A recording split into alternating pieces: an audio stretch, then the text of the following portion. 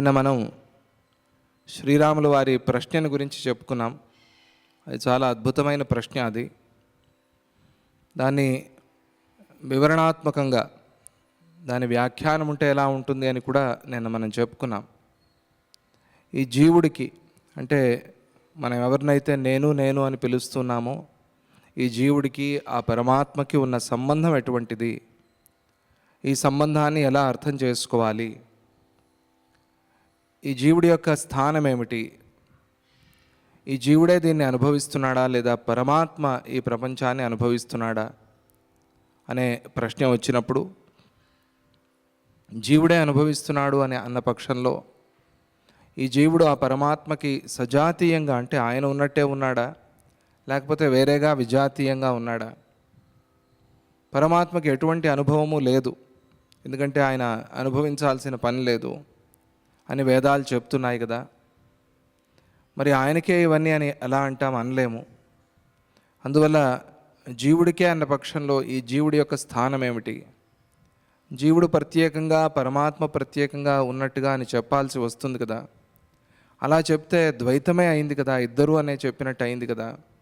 కొత్తగా ఏం చెప్తోంది శాస్త్రము అనే ప్రశ్న. దీన్ని మనస్సులో పెట్టుకుని శ్రీరాముడు అడిగాడు. అప్పుడు దానికి సమాధానంగా వశిష్ఠులు వారు చెప్తూ ఉన్నారు. సమస్త శక్తి ఖచ్చితం బ్రహ్మ సర్వేశ్వరం సదా యయైవ శక్త్యా స్ఫురతి ప్రాప్తాం తామేవ పశ్యతి. శ్రీరామ, ఈ విషయాన్ని ఎన్నోసార్లు చెప్పాను, మళ్ళీ చెప్పమని అడిగావు నువ్వు చాలా వినయంగా. ఎందుకంటే ఇంకా బాగా అర్థం అవ్వాలి అని. తప్పేం లేదు, ఇంకా బాగా అర్థం అయ్యేందుకోసం. అసలు ఎటువంటి ప్రశ్నలు దీనిలో మిగలకూడదు, అందుకోసం నువ్వు మళ్ళీ అడిగావు. తప్పులేదు, మళ్ళీ మళ్ళీ అడగాలి, మళ్ళీ మళ్ళీ చెప్పాలి, మళ్ళీ మళ్ళీ తెలుసుకోవాలి. అప్పుడే శాస్త్రం గట్టిపడుతుంది, అప్పుడే సంశయాలన్నీ కూడా దూరం అవుతాయి. ఇది చాలా మంచిదే. నీకు చెప్పిన విషయాన్నే మళ్ళీ చెప్తున్నాను. సమస్త శక్తి ఖచ్చితం, సర్వేశ్వరము సమస్త శక్తిమంతము అయిన ఈ బ్రహ్మము అవిద్యతో కలిసి, మనము చతుర్ముఖ బ్రహ్మ అంటాం, పరబ్రహ్మని బ్రహ్మము అంటాం. అంటే ఒక వస్తువులాగా పిలుస్తాం, ఎందుకంటే అది అన్ని జాతులకి లింగాలకి ఎటువంటి వాటికి దూరంగా ఉన్నది, అది ఏ వివక్ష లేనిది. అందుకని బ్రహ్మము అవిద్యతో కలిసి ఎప్పుడు ఏ శక్తితో ప్రకటమవుతుందో అప్పుడు అది తాను అటువంటి శక్తితో కలిసినదిగానే తనను తాను భావించుకుంటుంది. ఆ అవిద్య సంపర్కం వల్ల, ఆ అవిద్య కలవటం వల్ల ఆ చైతన్యము ఎప్పుడు ఏ శక్తితో తనని భావన చేసుకుంటుందో అప్పుడు ఆ శక్తితోనే తాను ప్రకటమవుతుంది. ఇప్పుడు వేరే వేరే శరీరాలతో, వేరే వేరే రూపాలతో, వేరే వేరే గుణాలతో మనమంతా ఉన్నాము. ఇలా ఎలా ప్రకటమైంది అంటే అలా అనుకున్నది ఆ చైతన్యం అలా ప్రకటమైంది అంతే. అలా అనుకోవటమే ఇది ఇక్కడ ప్రధానమైంది. దాన్నే స్పందనము అంటారు. ఆ స్పందన దానిలో కలిగింది అంటే ఆ కదలిక దానిలో కలిగింది. ఆ కదలికే ఈ జీవరూపాన్ని పొందింది అని చెప్పి తానే ఆ రూపాన్ని ధరించి తానే అది అయిపోతోంది. అంటే నేను వేరే అది వేరే అనుకోవటం కాదు, తానే అది అయిపోవటం. అదే తాదాత్మ్యమని నన్ను చెప్పుకున్నాం. ఆ తాదాత్మ్య స్థితిని పొందుతోంది బ్రహ్మము. అనాది కాలం నుంచి ప్రకటితమవుతున్న చేతనాశక్తినే జీవుడు అని పిలుస్తారు. స్వయం యాం వేత్తి సర్వాత్మ చిరం చేతన రూపిణీం సా ప్రోక్త జీవశబ్దేన శైవ సంకల్పరూపిణి. జీవుడు అంటే ఏమిటి అని అడిగావు కదా. జీవుడు అంటే సంకల్ప రూపం అంతే. నేను అనే ఒక సంకల్పం, ఇది మనకు తెలీదు, ఇది సైన్స్కి దొరికేది కాదు. ఎప్పుడు కలిగింది నేను అనే భావన అంటే సైన్స్ చెప్పలేదు. అది ఎలా తెలియాలి అంటే నేను అని ఎప్పుడు అనుకున్నామో మనం తెలీదు. ఎన్ని జన్మలు అయిపోయాయో, ఎన్ని యుగాలు అయ్యాయో, ఎన్ని కల్పాలు అయ్యాయో తెలీదు. ఆ కల్పాల ఆ సృష్టి ఆదిలో నేను అని అలా అనుకుని మనం బయటపడి దాని నుంచి వేరైపోయి నా జీవుడు జీవుడు అనే ఆ పదం ఎక్కడి నుంచి, ఆ శబ్దం ఎక్కడి నుంచి వచ్చిందో అప్పటి నుంచి కూడా ఈ జీవుడు అనే పేరు మనం వింటున్నాము. జీవుడు అని సంకల్పాన్నే అంటూ ఉన్నారు. యాం వేత్తి సర్వాత్మ, ఈ సర్వాత్మ అయిన ఈ పరమాత్మ పరబ్రహ్మ దేన్ని తనగా భావన చేస్తున్నాడో, ఇలా అవ్వాలి, ఇలా అవ్వాలి, ఇలా ఉంటే బాగుంటుంది అని తనలో తాను ఏది సంకల్పిస్తున్నాడో ఆ సంకల్ప రూపమే తానైపోతున్నాడు. అలా శుద్ధంగా ఉన్న ఆ చైతన్యం విడిపోయి ఆ విద్యా సంపర్కంతో నేను ఒక దేహాన్ని పొందాలి, దేహం పొందాలి అనగానే పంచతన్మాత్రలు, పంచభూతాలు, ఆ పంచభూతాల శరీరం, ఆ శరీరంలో తాను ప్రవేశించాడు. ఈ శరీరమే నేను అనుకున్నాడు. ఇది అందరికీ తెలిసిందే ఈ విషయం, కానీ దీన్ని మనం పట్టించుకోము, మర్చిపోతాం. అదే ఇక్కడ చెప్తున్నారు. సంకల్ప స్వరూపమైనది ఏదైతే ఉందో దాన్నే జీవుడు అని పిలుస్తున్నారు. సా ప్రోక్త జీవశబ్దేన శైవ సంకల్పకారిణి.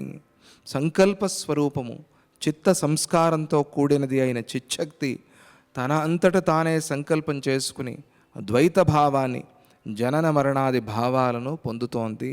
స్వభావాత్ కారణం ద్విత్వం పూర్వ సంకల్ప చిత్స్వయం నానా కారణతాం పశ్చాత్ యాతి జన్మమృతి స్థితే.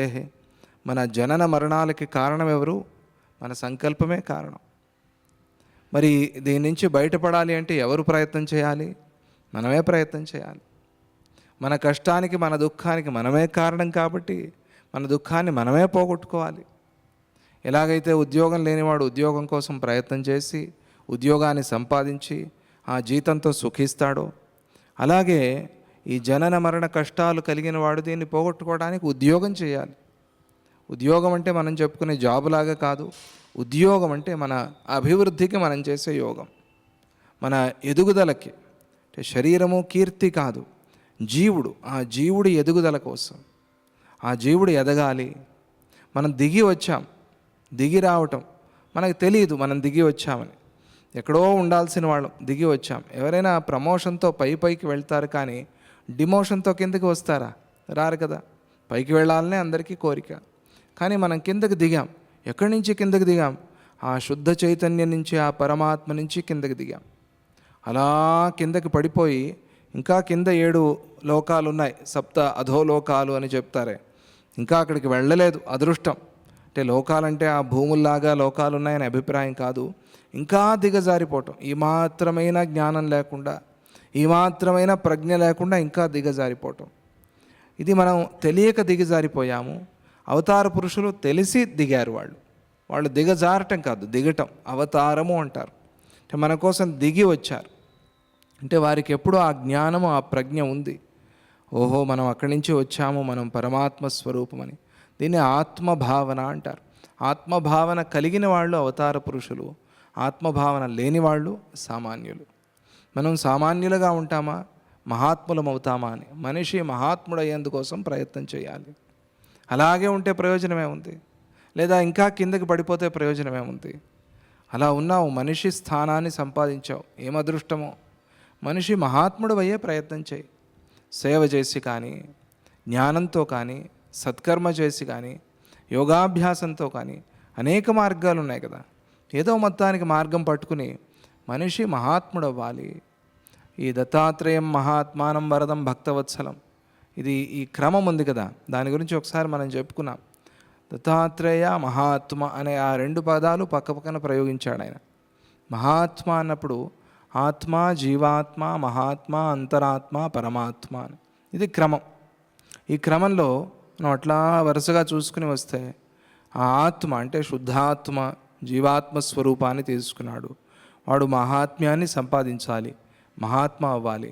ఇది అంతరాత్మ అంటే మనం అంతఃకరణంలో చేసే సాధన. దానివల్ల మహాత్మ్యాన్ని సంపాదించి పరమాత్మ స్థితికి చేరుకోవాలి. అలా వచ్చాము కిందకి, అలా పైకి వెళ్ళే ప్రయత్నం చేయాలి. కిందకి ఎలా వచ్చామో చెప్తే పైకి ఎలా వెళ్ళాలో తెలుస్తుంది మనకి. అందుకోసం ఆ క్రమాన్ని చెప్పారు.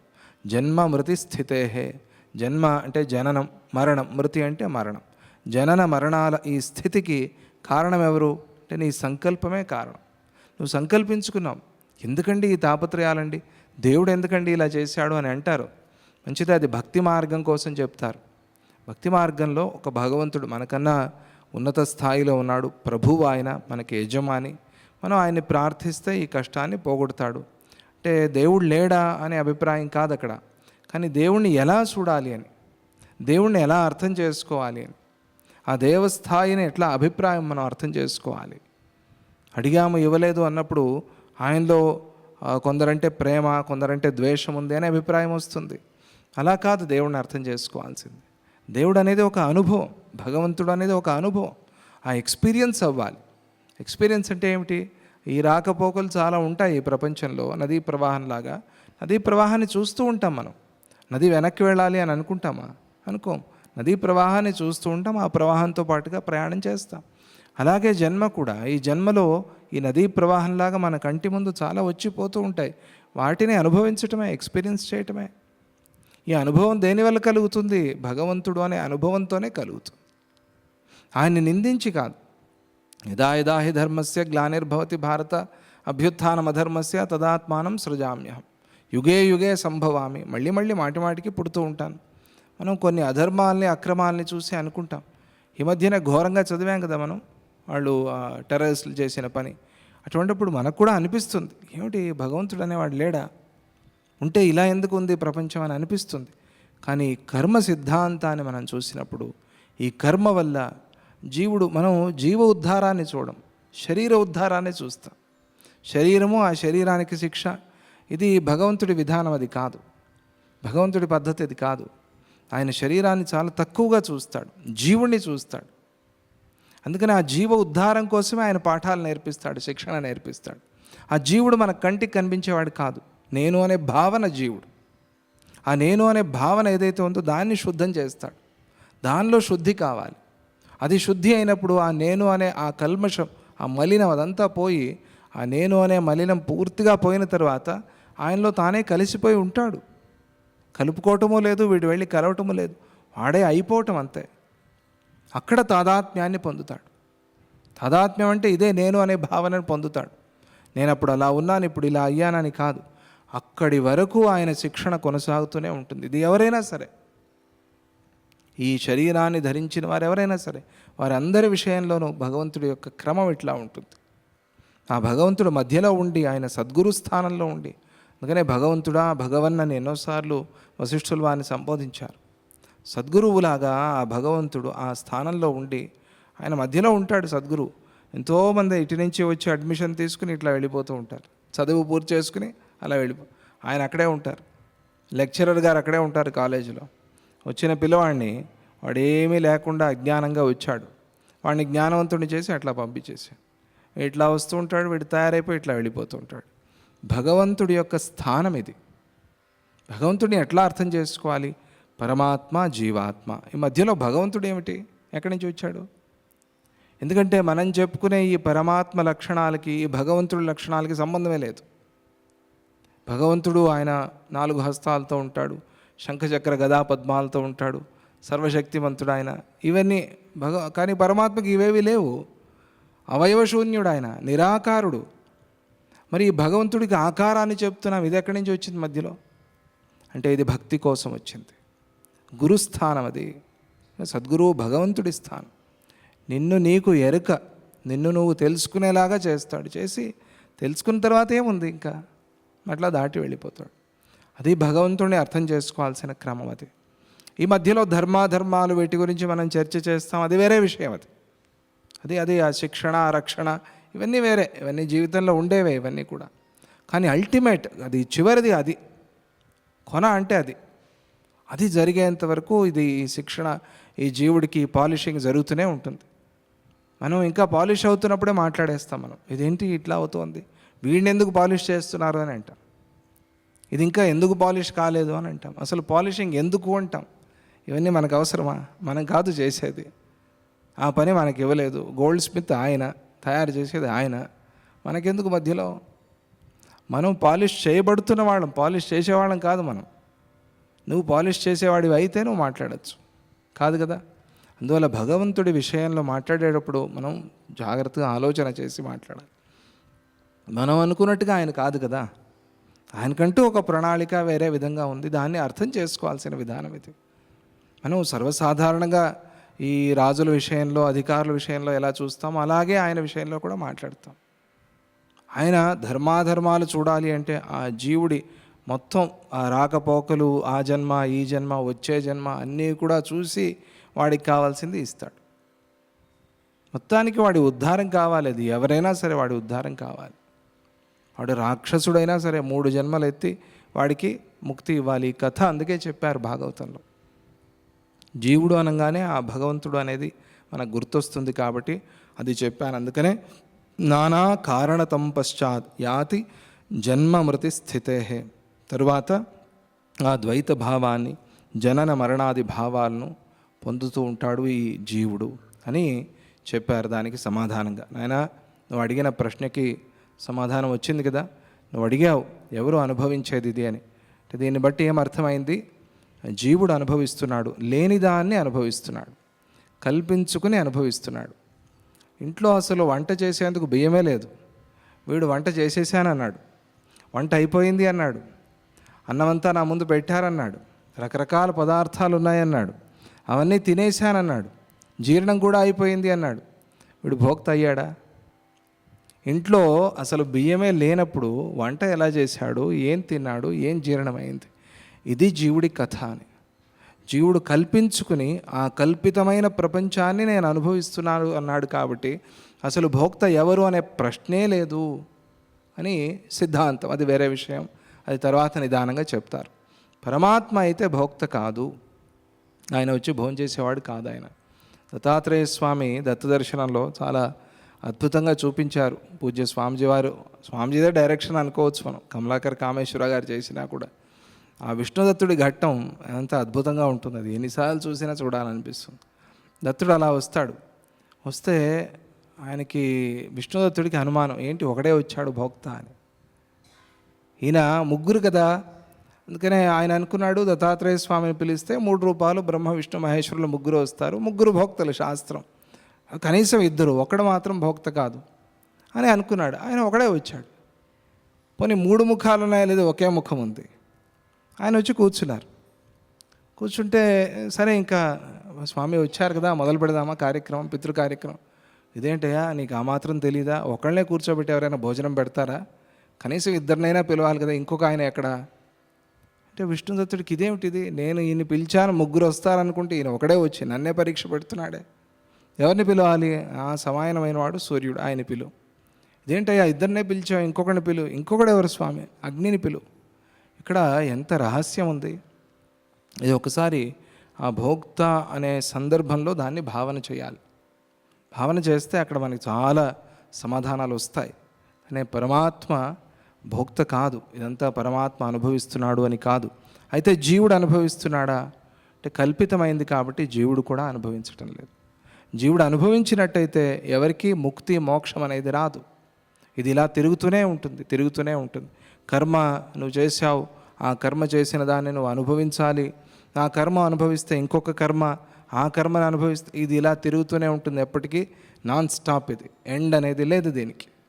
అందువల్ల ఇది సిద్ధాంతానికి విరుద్ధమైంది. జీవుడు కూడా భోక్త కాదు, అనుకుంటున్నాడంతే భోక్త అని.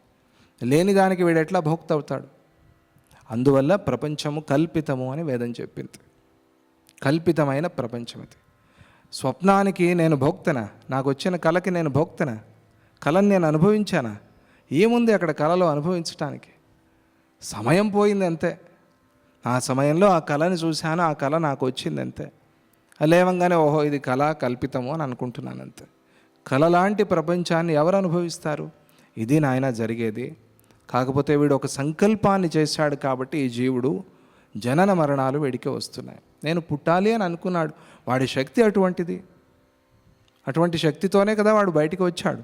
అందువల్ల అనుకున్నాడు కాబట్టి కల్పితం అయిపోయాయి పంచభూతాలు, శరీరం వచ్చేసింది.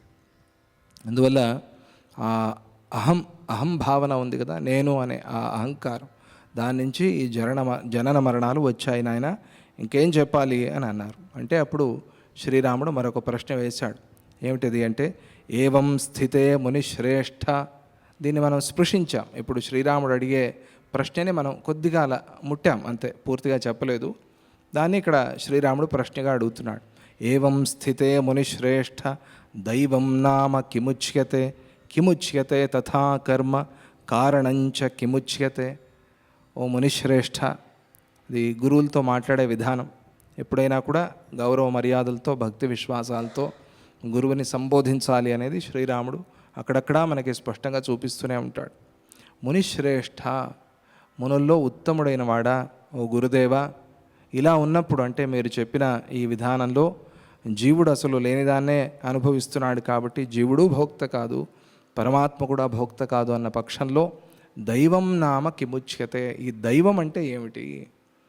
దైవం అనే పదాన్ని మనం చాలా విశేషంగా చర్చ చేసి చెప్పుకున్నాం ఇదివరకు. దైవం అనే స్థానాన్ని ఎట్లా అర్థం చేసుకోవాలి అని. దైవం అంటే ఏమిటి? దైవం అంటే అదృష్టం, లక్ అని దైవం అంటే అర్థం. దైవం అంటే ఏమిటి? ఒక దేవ భావన. అంటే దేవుడు మనల్ని అందరినీ నడిపిస్తున్నాడు, ఫలాలు ఇస్తున్నాడు అని చెప్పుకుంటున్నాం కదా. దైవం, ఒక దైవం దిష్టం భాగధేయం. భాగధేయం అంటే అదృష్టం. మనకి తెలియని, మనం చూడని ఒక కర్మ ఫలాన్ని మనకిచ్చేది దైవం. అదృష్టం. లక్ అంటే మనకు తెలియదు, మనం ఊహించలేదు. ఇప్పుడు బాగా కష్టపడి రాసి పాస్ అయ్యాడు అంటే అది ఊహించాం. ఏమీ చదవలేదు వీడు, పోయి కూర్చున్నాడు, ఎలా గుర్తొచ్చిందో వచ్చింది, రాశాడు. తర్వాత వచ్చి చెప్పాడు, నాకు తెలియదు అసలు ఏం చదివానో, ఎప్పుడు రాశానో, ఎలా రాశానో, పాస్ అయిపోయాను. ఇది లక్ అంటారు. ఈ లక్కి ఏమిటి కారణం? ఎందుకు ఈ లక్ వీడికి తగలాలి?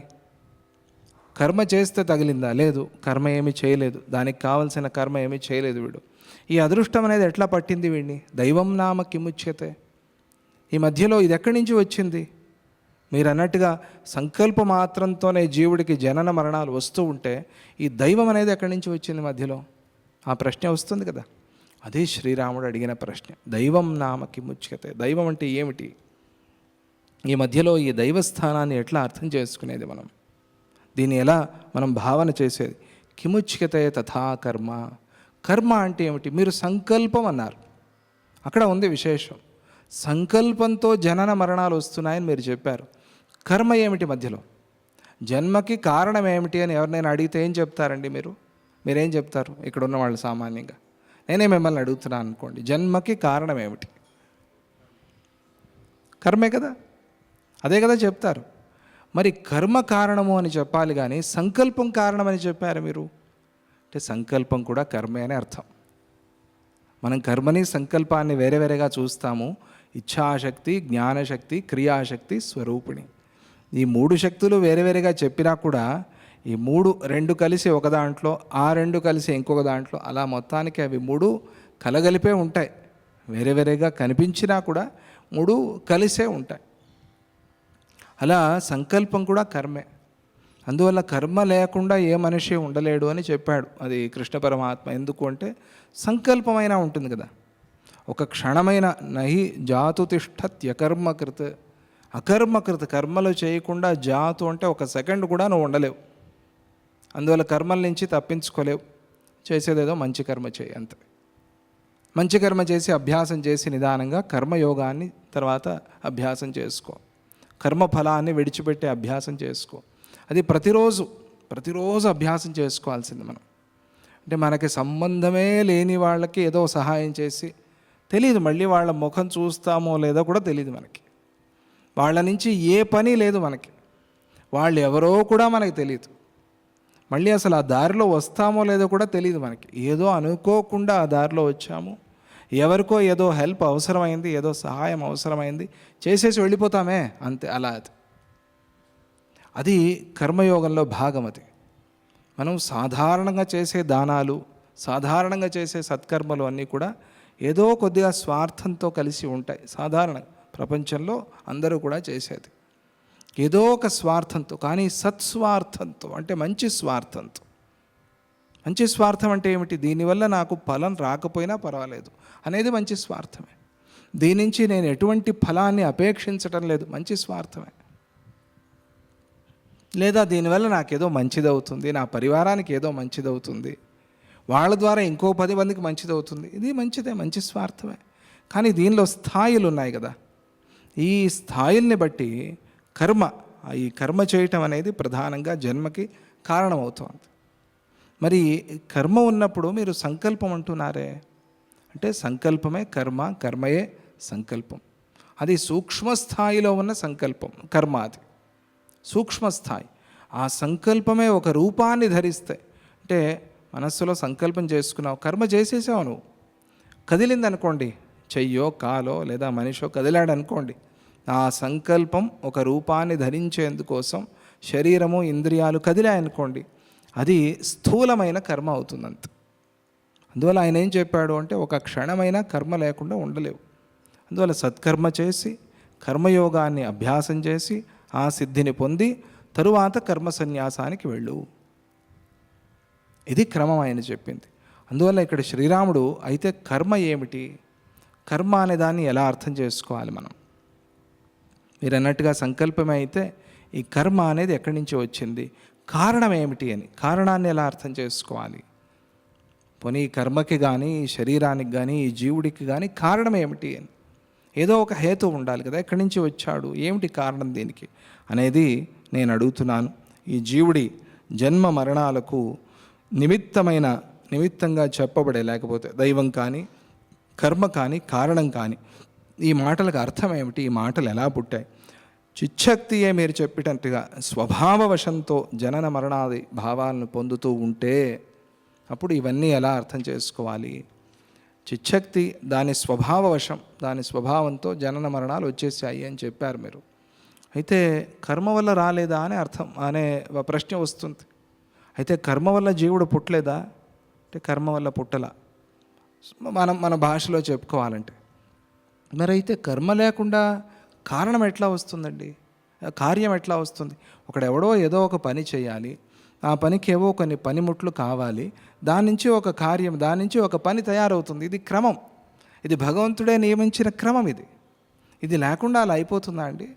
ఆకాశము, ఆకాశంలో మేఘాలు, ఆ మేఘాల్లో నీళ్లు, అవి కురిస్తే వర్షం, ఇది కదా క్రమం. ఏమీ లేకుండా అట్లా నీళ్ళు ఎక్కడి నుంచి పడతాయండి? పడవు కదా. మరి ఈ క్రమానికి విరుద్ధంగా మీరు చెప్పినట్టుగా నాకు తోస్తోందే, అందువల్ల నేను మిమ్మల్ని అడుగుతున్నాను, దీనికి సమాధానం ఏమిటి అని శ్రీరాముడి ప్రశ్న. అంటే అప్పుడు మరి గురువులు కదా సద్గురుదేవులు, ఆయన అలాగే చెప్పాలి. అందుకనే అద్భుతంగా దానికి సమాధానంగా చెప్తారు వశిష్ఠులు. ఏమంటారు అంటే స్పంద స్వభావం హి చిన్మాత్రమిహ విద్యతే ఖేవాత ఇవ తత్స్పందాత్ సోల్లాసం శాంతమన్యథ. శ్రీరామ, ఇప్పుడు నువ్వు స్పంద అస్పంద అనే విషయాల్ని అర్థం చేసుకోవాలి. స్పందం అంటే కదలటం, అస్పందం అంటే కదలకుండా ఉండటం. ఇవి రెండింటినీ నువ్వు అర్థం చేసుకోవాలి. వాటి గురించి నీకు చెప్తాను. కదిలేది, కదలనిది, ఇటువంటి స్వభావమైన వాయువు యొక్క స్వరూపమే ఆకాశమందు ఉన్నట్లుగా, తాను తలచినట్లుగా చైతన్యం యొక్క సృష్టి ప్రళయ లీలలే జగత్తుగా కనిపిస్తోంది. ఆ శుద్ధ చైతన్యం యొక్క స్పంద అస్పందాలు ఎలా ఉన్నాయి అంటే, ఆకాశంలో కదిలి కదలకుండా ఉండే వాయువు ఉంది కదా, రెండు స్వభావాలు గాలివే. కదిలేది గాలియే, కదలంది గాలియే. గాలి లేకుండా ఏది లేదు. ఆయన్ని సదాగతి సర్వవ్యాపి అంటారు కదా వాయువుని. బ్రహ్మస్వరూపంగానే ఆయన్ని కీర్తిస్తారు. నమస్తే వాయో త్వమేవ ప్రత్యక్షం బ్రహ్మాసి, నువ్వే బ్రహ్మగా ఉన్నావు. ఎందుకంటే ఆయన లేకపోతే ఒక క్షణంలో పోతాము, మో గాలి ఆడట్లేదు, ఊపిరాడట్లేదు అని అంటాం. ఎలాగైనా మొత్తానికి ఆ గాలి మనకు కావాల్సిందే. ఆ ఆక్సిజన్ అనేది లేకపోతే, ఆ ప్రాణశక్తి ప్రాణవాయువు అనేది లేకపోతే ప్రాణాలు ఎగిరిపోతాయి. అందుకని ఆ ప్రాణాన్నే అక్కడ బ్రహ్మగా భావన చేసి నువ్వే బ్రహ్మవై ఉన్నావు అంటారు. ఆకాశంలో కదిలేది ఆయనే, కదలకుండా ఉండేది ఆయనే. ఆ వాయువు గాలి ఒక వస్తువుగా అయినా మనం చెప్పుకోవచ్చు, లేదా ఒక దేవత, వాయుదేవతగా అయినా మనం చెప్పుకోవచ్చు. మన సంప్రదాయంలో వాయుదేవత అని మనం అంటాం. మన భారతీయ సనాతన సంప్రదాయంలో వాయువు దేవత. గాలి అనేది ఒక వస్తువులాగా కాకుండా వాయువు అనేది ఒక దేవతలాగా చూస్తాం. ఆ గాలినే, ఆ వాయువునే ప్రార్థన చేస్తాం. అది సనాతన సంప్రదాయం, మంచి ఒక సంప్రదాయం అది. అలా ఆ గాలియే, ఆ వాయువే కదిలి కదలకుండా, ఈ రెండు స్వభావాలు ఆయనవే అయినట్టుగా చైతన్యము కదిలి కదలకుండా ఉంది. కదిలినది జీవుడు, కదలంది పరమాత్మ. అంత ఈ కదలిక తగ్గించావా నువ్వు, ఈ అలజడి అశాంతి పోయిందా, పరమాత్మ స్థితిలో, పరబ్రహ్మ స్థితిలో నువ్వు ఉంటావు. ఈ కదలిక ఉన్నంత వరకు శాంతి లేదు. ఆ శాంతి లేనంత వరకు నీకు నువ్వు అర్థం కావు. అర్థం కానంత వరకు ఇలాగే ఉండాల్సి వస్తుంది. అది చెప్పేందుకోసం దానికి ఉపోద్ఘాతం, ఇది దానికి పీఠిక, దానికి ఫార్వర్డ్ చెప్పారు. ఇది నాయన, ఈ స్పంద అస్పందాల్ని నువ్వు అర్థం చేసుకోవాలి. చైతన్యం కాకుండా వేరొక సత్త లేదు, అది అందరికీ తెలిసిన మాట.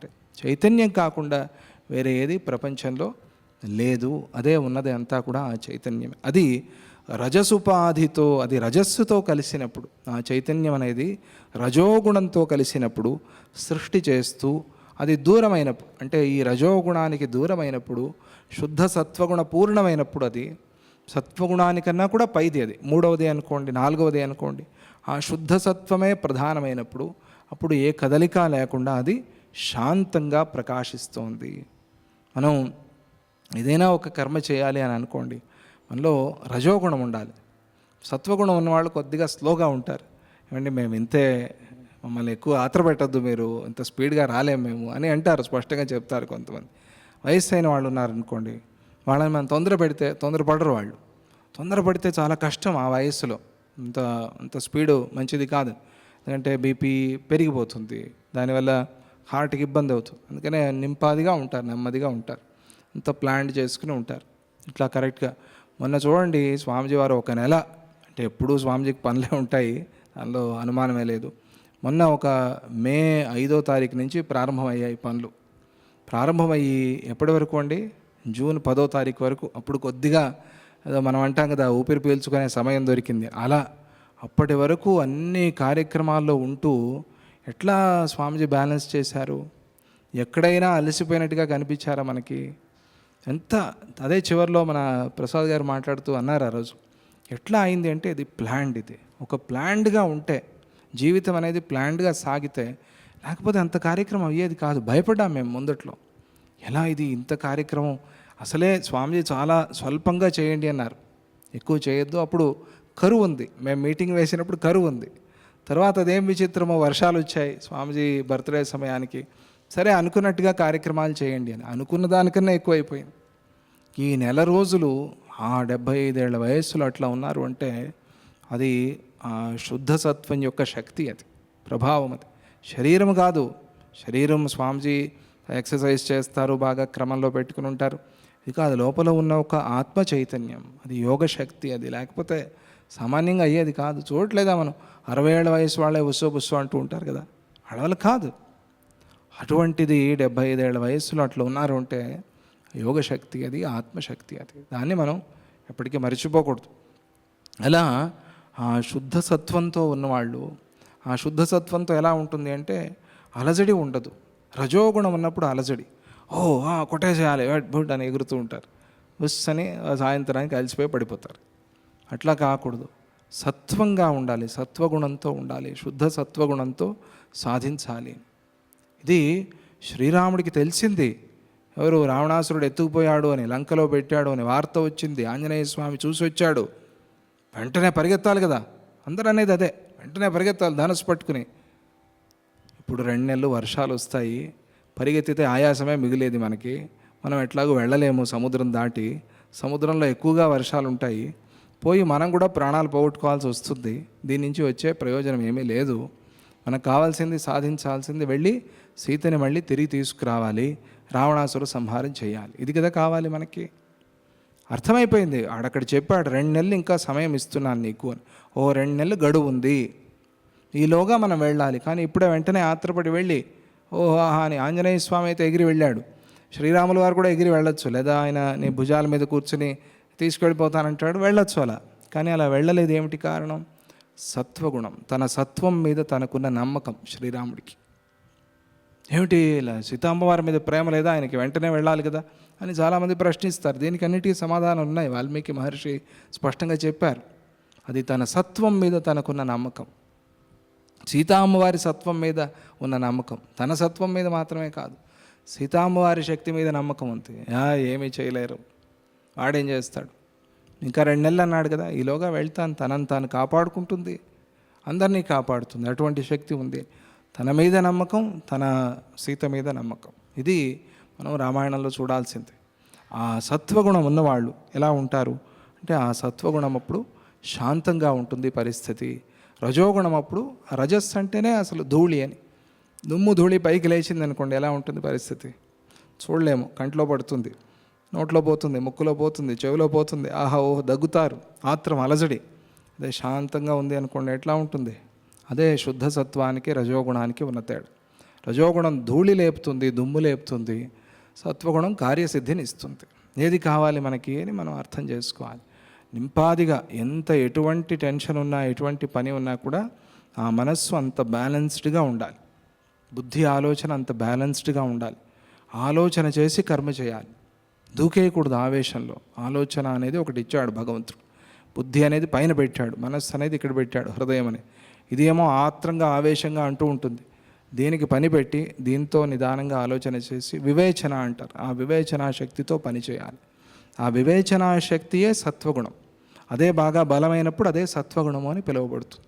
ఆ సత్వగుణం ఉన్నప్పుడు శాంతంగా ఉంటారు, రజోగుణం ఉన్నప్పుడు తీవ్రంగా ఉంటారు. అలాగే ఆ చైతన్యంలో రజోగుణం ప్రవేశించినప్పుడు అది సృష్టికి కారణమవుతుంది, సత్వగుణం ఉన్నప్పుడు అది శాంతంగా ఉంటుంది. ఇది నాయన జరిగేది. దీన్నే స్పంద అస్పంద, కదలిక కదలకపోవటము అని పిలుస్తారు. చిత్వం చిత్తం భావితం సత్ స్పంద ఇత్యుచ్యతే బుధై దృశ్యత్వ భావితం చైతత్ అస్పందనమితి స్మృతం. స్పందం అస్పందం అంటే చెప్పారు కదా, ఇప్పుడు వాటిని స్పష్టంగా వాటి లక్షణాన్ని చెప్తున్నారు. చైతన్యము అనిర్వచనీయము అంటే దాన్ని వర్ణించలేం, మాటలతో చెప్పలేం. ఆ వెలుగుని, ఆ ప్రకాశాన్ని, ఆ పరబ్రహ్మ వస్తువుని మాటల్లో చెప్పలేం. అది అనుభవానికి తెచ్చుకోవాల్సింది, అనుభవించాల్సింది. అనిర్వచనీయము, స్వవిషయకము, అందరికీ స్వవిషయం. అది పరవిషయం కాదు. మనం మాట్లాడుతున్నది పరవిషయం కాదు, ఇంకొకళ్ళ గురించి మనం మాట్లాడటం లేదు. మనం భగవంతుడి గురించి మాట్లాడినా అనుకుంటాం ఆయన గురించి మాట్లాడుతున్నామని. కాదు, మన గురించి మనం మాట్లాడుతున్నాం. ఎన్నోసార్లు రామాయణం చెప్తున్నప్పుడు, భాగవతం చెప్తున్నప్పుడు పూజ్య స్వామిజీ వారు చెప్పారు, ఇది మన గురించి మనం చెప్పుకుంటున్నది, మీరు మర్చిపోవద్దు అని.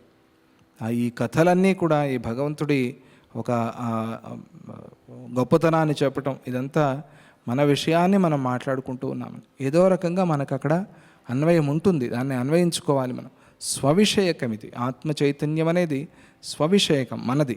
అయినా ఈ అజ్ఞానం వల్ల తన చిద్భావాన్ని, చిత్తాన్ని తలుస్తూ, చిద్భావాన్ని చిత్తంగా తలుస్తూ, ఇది మనస్సు అని అనుకుంటూ తాను మనస్సు అన్నప్పుడు అది అల్పమైపోయింది. అది చైతన్యంగా ఉండాల్సింది మనస్సు అయిపోయి అల్పమైపోయింది. అంత సముద్రాన్ని తీసుకొచ్చి ఒక కప్పులో పోసినట్టుగా ఈ కప్పులోకి వచ్చేసింది ఇది. అంటే అంత సముద్రం, అది విశాలంగా చాలా పెద్దగా ఉంది. అది దాన్ని ఇక్కడ మనం తెచ్చుకున్నాం ఇంట్లో కప్పులో పోసి. ఈ కప్పులో ఎంత నీరో అంతే శక్తి దానికి.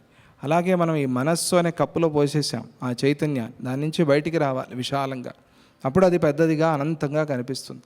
అలా చిద్భావాన్ని పొంది చిత్తమని తనని తానే తలుచుకుంటూ పండితులు దీన్నే చిత్స్పందము అని అంటారు.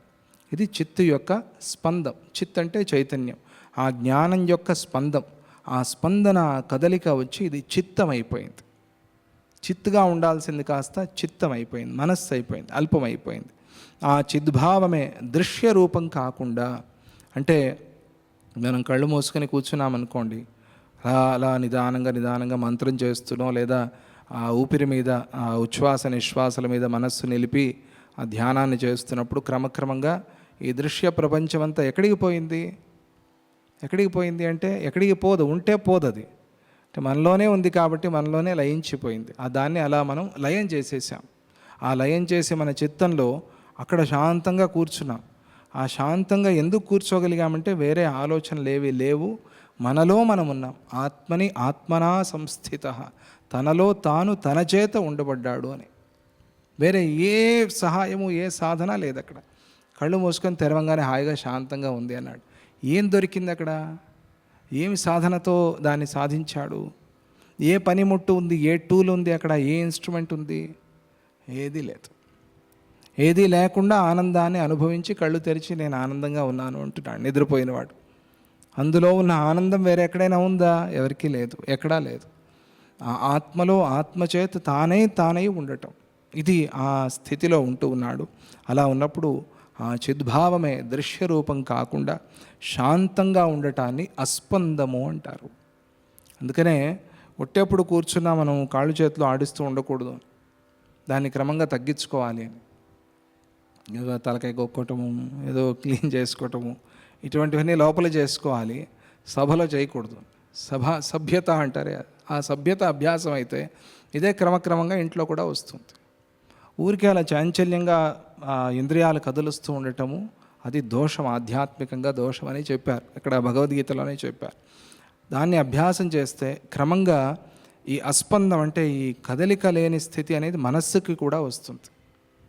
ఎందుకంటే మనస్సుని కదల్చకుండా చేయటం అనేది చాలా కష్టం. అది ఎప్పుడు పరిగెత్తుతూనే ఉంటుంది. అది దాని యొక్క స్వభావం అది. అట్లా పరిగెత్తే ఆ మనస్సుని మనం నిలిపితే కానీ శాంతంగా అది మనకి సుఖాన్ని ఇవ్వదు. అలా అవ్వాలి అంటే నిదానంగా ఈ బయటికి పోయే ఈ కళ్ళు మూసి, ఈ మాట్లాడే ఈ మాటలు ఆపేసి, ఈ వినే ఈ చెవులు వినిపిస్తూ ఉంటాయి. నిదానంగా మనం ఆ లోపలి భాషని, లోపలి మాటలు వినటం అభ్యాసం చేసామనుకోండి, ఆ లోపలే ఉండిపోతాం మనం. ఆ లోపల ఉండి అక్కడి నుంచి బయటకు వచ్చాక ప్రపంచం అంతా శాంతమయంగా కనిపిస్తుంది. ఆ ధ్యానాన్ని అభ్యాసం చేయాలి, ఆ యోగాన్ని అభ్యాసం చేయాలి. దీన్ని అస్పందము అని పిలుస్తారు. స్పందాత్ స్ఫురతి చిత్సర్గ నిస్పందాత్ బ్రహ్మశాశ్వతం జీవకారణ కర్మాదియా చిత్స్పందస్యాభిధా స్మృత. ఈ చిత్స్పందమే జగత్తు, అస్పందనమే బ్రహ్మ. స్పందనమే జగత్ అయింది, అస్పందనమే బ్రహ్మ, పరబ్రహ్మ వస్తువు. కదలిక జగత్తు, కదలకపోవటం బ్రహ్మ. ఇదే నాయన, దీన్నే నువ్వు అర్థం చేసుకోవాలి. జీవుడు, శరీర కారణమైన కర్మలు, దైవము మొదలైనవన్నీ కూడా చిత్స్పందం యొక్క వేరువేరు అవస్థలు, నామాలు అయి ఉన్నాయి. నువ్వు ఇదే కదా అడిగింది, దైవం అంటే ఏమిటి, కర్మ అంటే ఏమిటి, కారణం అంటే ఏమిటి అని నువ్వు అడిగావు. ఈ చిత్తు యొక్క, ఈ చైతన్యం యొక్క కదలిక, ఈ కదలికలకే ఈ పేర్లు. అంత ఎప్పుడైతే కదిలిందో అప్పుడు ఒక వ్యవస్థ అవసరమైంది వీడికి. వీడు ఒక వ్యవస్థ తయారు చేసుకున్నాడు. అందుకనే వేదశాస్త్రాల్లో చెప్పింది, గురువులు చెప్పింది, ఆ నియమాన్ని దాటకూడదు అంటారు. ఎందుకు దాటకూడదు? అనుల్లంఘ్య శాసన అని అమ్మవారికి పేరు. అంటే ఆమె శాసనాన్ని దాటలేము, దాటకూడదు. దాన్ని దాటితే మనకి అపరాధం, దానివల్ల కష్టం కలుగుతుంది. ఎందుకు అంటే ఈ నియమాన్ని నువ్వే వేసుకున్నావు. ప్రారంభంలో నీలో ఒక కదలిక వచ్చి ఒక సృష్టి తయారైన తర్వాత ఈ సృష్టిలో ఈ విధానంగా వెళ్ళాలి అని నువ్వు ఒక పద్ధతి వేసుకున్నావు.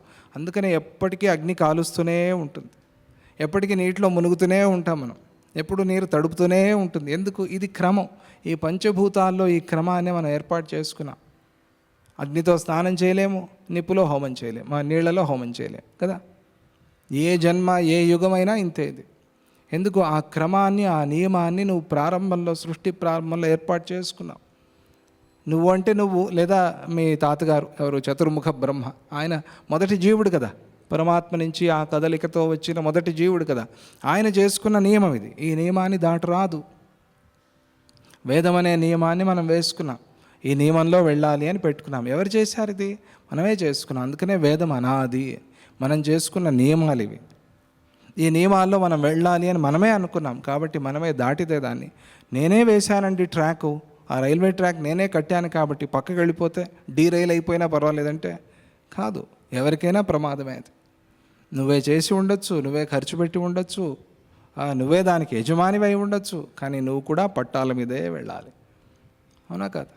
అందుకనే ఎన్నో సందర్భాల్లో భగవంతుడు కూడా నేను దీన్ని మారలేను, దీన్ని మీరి ఉండలేను, నేను దీన్ని మార్చలేను, అలా నువ్వు అడగకూడదు, నాకు మృత్యువు లేకుండా ఉండాలి అని ఎన్నిసార్లు వెళ్ళి రాక్షసులు అడిగారు.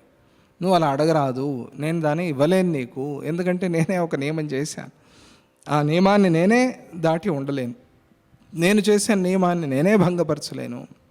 అలాగే మనం ఏదో ఒక దొంగ మనకు తెలియకుండా ఇంటికి వస్తే వాడి నెత్తి మీద ఏదో పడాలి అని పైన ఒక పెద్ద రాయి పెట్టాం.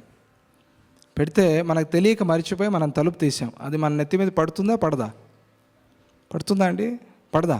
అయ్యో ఈయనే పెట్టాడు పాపం, ఈ నెత్తి మీద పడకూడదు అని అనుకుంటుందా? అది అనుకోదు. అది ఎవరి నెత్తి మీదైనా పడుతుంది. అలాగే మనం అక్కడ ఒక రాయి పెట్టాం, ఒక నియమం అనే రాయి పెట్టాం. అది దొంగ అయినా పడుతుంది, దొరైనా పడుతుంది. అది ఎవరైనా ఆ నియమంలో ఉండాల్సిందే జాగ్రత్తగా. అందుకని ఆ నియమాన్ని దాటేందుకు వీల్లేదు. ఇది వేదం యొక్క స్థానం. వేదం అంటే ఒక నియమం అంతే. ఈ నియమంలో ఉంటే మంచిది అని చెప్పడం. ఒక ధర్మ నియమం కన్నా ధర్మం ఏది ఉందండి? నియమమే ధర్మం అంతే. ఈ నియమంలో ఇలా ఉండాలి అనే ధర్మం. రిలీజియన్ కాదు వేదం అనేది. ఒక ఏదో ఒకళ్ళకి సంబంధించింది కాదు. అందుకనే ఇది జీవుడు తయారు చేసుకున్న నియమం. ఇది మొత్తం విశ్వజనీనమైన ఒక నియమశాస్త్రం ఏదైనా ఉంది అంటే అది వేదం. విశ్వంలో ఉన్న సమస్త మానవులు అనుసరించాల్సింది. మానవులకే కాదు, మొత్తం అంతా సమస్త జీవకోటికి సంబంధించిన నియమాలు ఉన్నాయి. ఇది ప్రారంభంలో జీవుడు చేసుకున్నది. అందుకనే వేదం ఏ యుగంలోనూ ఏ కల్పంలోనూ మారదది. అది అలాగే ఉంటుంది. దేవతల నుంచి నరమానవులు పశుపక్షాదుల వరకు అందరికీ ఆ నియమాన్ని చెప్పేది. ఎవరు చెప్పారు ఈ నియమాన్ని? నీకు నువ్వే చెప్పుకున్నావు, నీకు నువ్వే రాసుకున్నావు. ఆయా గతులలో ఆయా స్థితులలో నీకు ఆ నియమాలు మారినట్టుగా నీ స్థాయిని బట్టి కనిపిస్తాయంత. అలా రచన అయింది, అలా వచ్చింది, ఉత్పత్తి అయింది వేదం. ఆ నియమం అక్కడ. అందుకనే దైవము, కర్మ, శరీరానికి కారణమైన ఈ కర్మలు ఇవన్నీ కూడా ఈ స్పందనకే పేర్లు, రకరకాల పేర్లు అంతే. ఆ స్పందన అయిన తర్వాత వీడివన్నీ దైవం అనుకున్నాడు, కర్మలు అనుకున్నాడు, కారణము అనుకున్నాడు. ఇవన్నీ ఆ స్పందనం తర్వాత వచ్చాయి. ఈ జీవుడే సృష్టి చేశాడు దాన్ని. స్పందం వల్ల చైతన్యము సృష్టి వైపు నడుస్తుంది. స్పందన అయినప్పుడు కదలిక అంటే ఏమిటి? వెనక్కో ముందుకో మొత్తానికి ఉన్న చోటు ఉండకుండా వెళ్ళటం కదలిక అంటే అదే అర్థం కదా. రివర్స్ గేర్ అయినా సరే, ముందుకు వెళ్ళటం అయినా సరే, మొత్తానికి కదలిక. అక్కడైతే ఉండవు. అందుకని ఆ కదలిక అనేది సృష్టి వైపు కదులుస్తుంది. చైతన్యంలో కదలిక సృష్టి వైపు కదిలిస్తుంది. ఆ కదలిక లేకపోవటం అనేది ప్రళయం వైపు కదిలిస్తుంది. ప్రళయం అంటే ఆ సృష్టి అయింది అంతా కూడా. ప్రళయం అంటే ఘోరంగా మనం అనుకునే ప్రళయం కాదు, ఇది అంతా బ్లాస్ట్ అయిపోవటం అలా కాదు. ప్రళయం అంటే శివుడు చేసేది అది కాదు. శివుడు శాంతుడు, పరమశాంత స్వరూపాయ అంటారు కదా శివుణ్ణి. అంటే ఈ అలజడిని తగ్గించేవాడు అని. సంహారము అంటే ఈ కష్టాల్ని సంహారం చేసేవాడు అని, ఈ దుఃఖాన్ని సంహారం చేసేవాడు అని. సంహారం అంటే ఒక్కొక్కళ్ళని కూర్చొని చంపేవాడు అని కాదు, చాలా పొరపాటు, అది చాలా తప్పు. అది ఇదంతా సృష్టి అయింది కదా, దీన్ని లయం చేసేవాడు, మనలో లయం చేసేవాడు. ఆ లయంతో పరమశాంతి, పరమ ఆనందం కలుగుతుంది మనకి. అందుకనే శివధ్యానము శాంతిని ఇస్తుంది అని చెప్తారు. అది ఆ శివుణ్ణి ఇక్కడ మనం అనుకుంటే అది ప్రళయం వైపుకి నడుస్తుంది. చైతన్యంలో కదలిక లేకపోవటం అనేది ప్రళయం వైపుకి నడుస్తుంది. చైతన్య స్పందమే సృష్టి వైపు నడుస్తోంది కనుక సృష్టికి మూలమైన దైవము, కర్మ, కారణము మూడు అదే, వేరే వేరే కాదు. శ్రీరామ, నువ్వు అడిగావు కదా దైవము, కర్మ, కారణం అంటే ఏమిటి అని. ఈ స్పందమే దైవ, కర్మ, కారణాలై ఉంది. వేరే వేరే పేర్లు అంతే, కానీ ఈ స్పందనం, ఈ కదలిక, మనం ఆ చైతన్యం అది కదిలింది, కదిలి మనం అయ్యాము, అయ్యాక దైవ, కర్మ, కారణాలు ఇవన్నీ ఈ పేర్లన్నీ కూడా వచ్చాయి.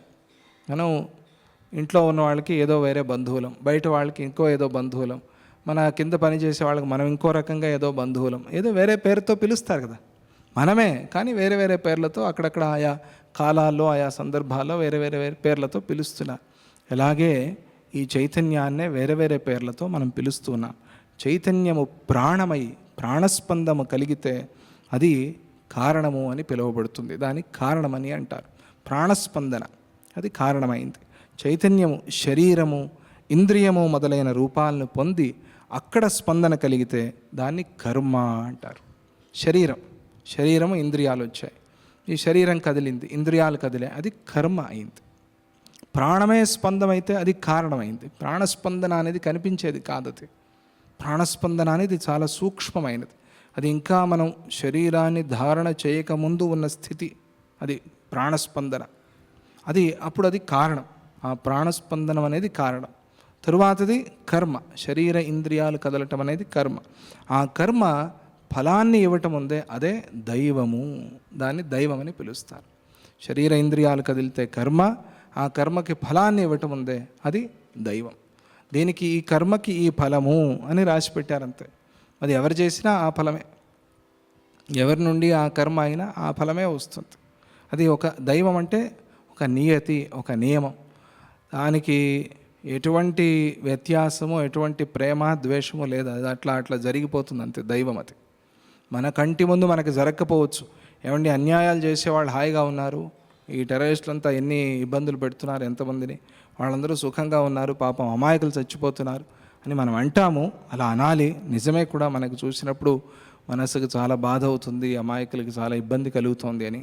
కానీ మనకు తెలియదు ఆ దైవ సంకల్పం ఏమిటి అని.